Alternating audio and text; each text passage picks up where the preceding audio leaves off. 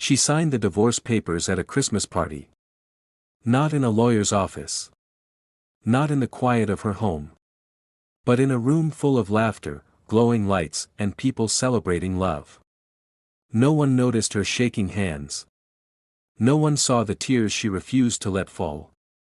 And no one knew that this would be the night her life quietly changed. The Christmas party was everything it was supposed to be. Soft music floated through the room. Golden lights reflected off glass ornaments. People laughed loudly, holding warm drinks, sharing stories about family and plans for the new year. For most of them, this night was about joy. But for Lila, it felt like standing at the edge of something ending. She stood near a small table by the wall, slightly away from the crowd. In her hands was a thin folder, light in weight, heavy in meaning. Inside it were papers she never imagined she would hold. Divorce papers. She pressed the folder gently against her chest, as if it might steady her heart. It didn't. Lila wasn't weak. She wasn't dramatic. And she wasn't someone who made decisions lightly. She had stayed longer than most people would have. Years ago, when she married, she believed love meant patience. She believed commitment meant endurance. She believed if you held on long enough, things would return to how they once were. But they didn't. Love didn't disappear suddenly. It faded quietly. It faded in unanswered questions. In conversations that never happened. In silence that lasted longer than arguments ever did. Tonight wasn't about anger. It was about acceptance. Lila placed the folder gently on the table. Her fingers hovered for a moment before opening it. She could hear laughter behind her. Someone raised a glass and cheered. Christmas music played softly, almost mockingly. She took a deep breath. Inside the folder were the papers, clean, simple, final. She picked up the pen. Her hand trembled slightly. Not because she doubted her decision. But because of everything it represented. Years of hope. Years of trying. Years of believing things would change. Slowly, carefully, she signed her name. One letter at a time. When she finished, she placed the pen down and closed the folder. It was done. Around her, nothing stopped. People continued laughing. Music continued playing. The world continued celebrating. No one noticed that a marriage had just ended. And somehow, that hurt more than if they had. Lila stood there for a moment longer, unsure of what she was waiting for. Then she reached for her coat. She slipped through the crowd quietly, careful not to draw attention. Her footsteps felt heavy against the floor. As she reached the door, warm air brushed against her face one last time. Then she stepped outside. Cold winter air rushed in, sharp and unforgiving. The noise from inside faded behind her. For the first time that night. She was alone. Lila stood on the sidewalk, her breath visible in the cold air. She didn't sob. She didn't collapse. She simply closed her eyes. And let a few silent tears fall. Not because she regretted her choice.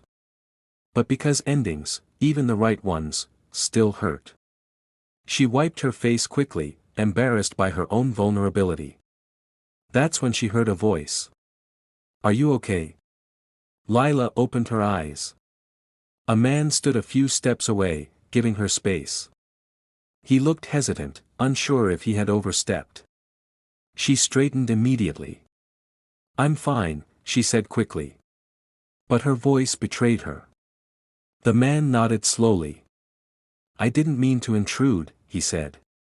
"I just noticed you step outside alone." Something about his tone felt different. He wasn't curious. He wasn't intrusive. He was simply present. For a moment, neither of them spoke. Snow drifted softly around them. The man finally spoke again. "My name's Ethan," he said. "I was about to leave when I saw you." Lila hesitated, then nodded. "Lila." That was all. No explanations. No questions. And strangely, that felt like enough. Ethan glanced toward the building, then back at her. "There's coffee inside," he said gently. "It's not great, but it's warm." Lila almost said no. But then she nodded. He returned moments later with 2 cups. He handed one to her carefully, as if it mattered. Their fingers didn't touch. But the warmth of the cup surprised her. They stood under a streetlight, steam rising from the cups. Ethan didn't ask why she was crying. He didn't ask about the papers in her bag. Instead, he said something unexpected. "This year taught me something," he said quietly. "That not all endings come with warnings." Lila looked at him. He wasn't asking for sympathy. He was sharing. And that changed everything. For the first time that night, Lila felt something ease inside her chest. She didn't feel judged. She didn't feel exposed. She felt seen. They spoke about simple things. Childhood memories. Moments they missed. Things they once believed would last forever. The conversation flowed naturally, unforced, honest.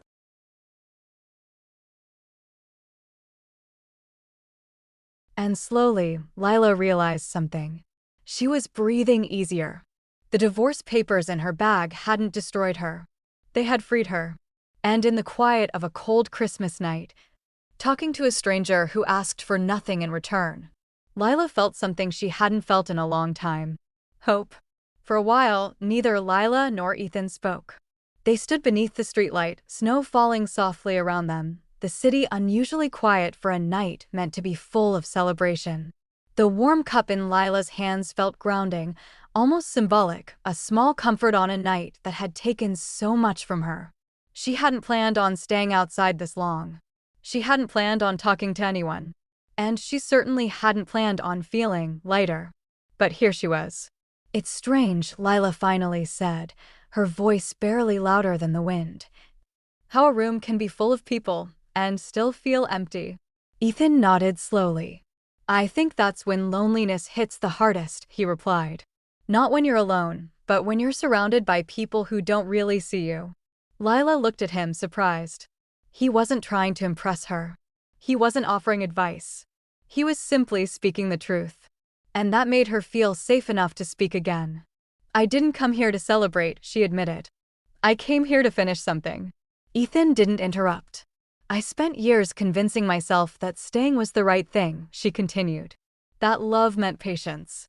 That if I tried harder, things would feel the way they used to." She paused, gathering herself. "But tonight I realized something," she said quietly. "You can't save something that no longer wants to exist." The words surprised even her. Saying them out loud felt final, but also honest. Speaking. "I think people confuse endurance with love," he said. "They stay because they're afraid of starting over, not because they're happy." Lila felt a lump form in her throat.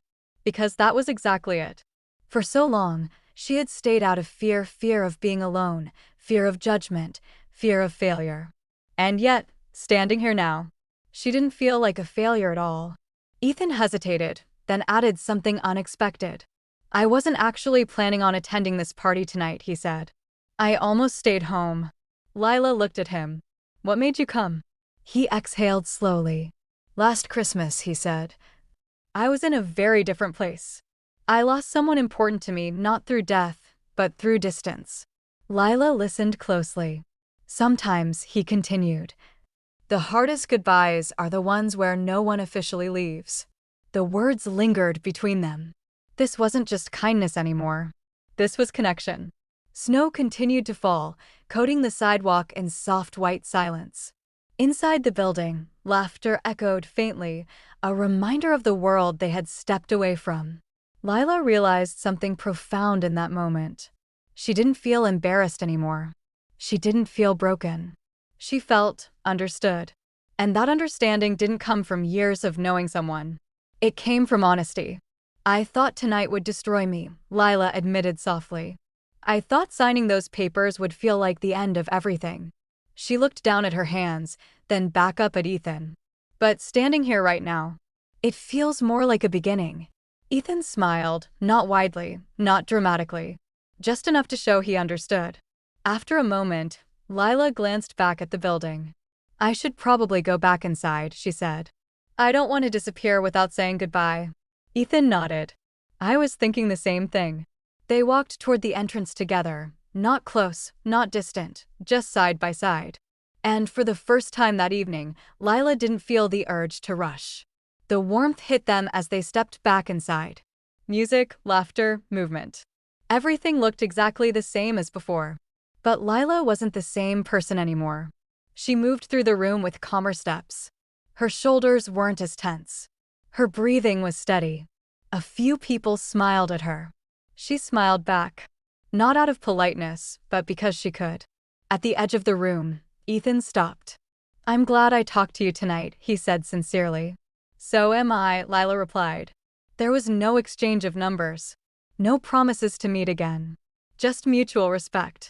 Sometimes, the most meaningful encounters are brief. And that was enough. Later that night, Lila walked home alone. The cold didn't feel as sharp anymore. Her steps felt lighter. The papers were still in her bag. Her life was still changing. But she wasn't afraid. She realized that endings don't erase who we are. They reveal who we've been becoming all along. Lila had walked into that Christmas party feeling like a failure. She walked out feeling free. Not because someone saved her, but because someone reminded her she wasn't invisible, and sometimes that's all a person needs. That night didn't Her save her belief marriage, that kindness but still it saved exists, something far more important. even in the most unexpected moments. If you've ever felt alone in a crowded room, or questioned a decision you knew was right, you're not alone. Speech balloon, what would you have done in her place? Share your thoughts in the comments.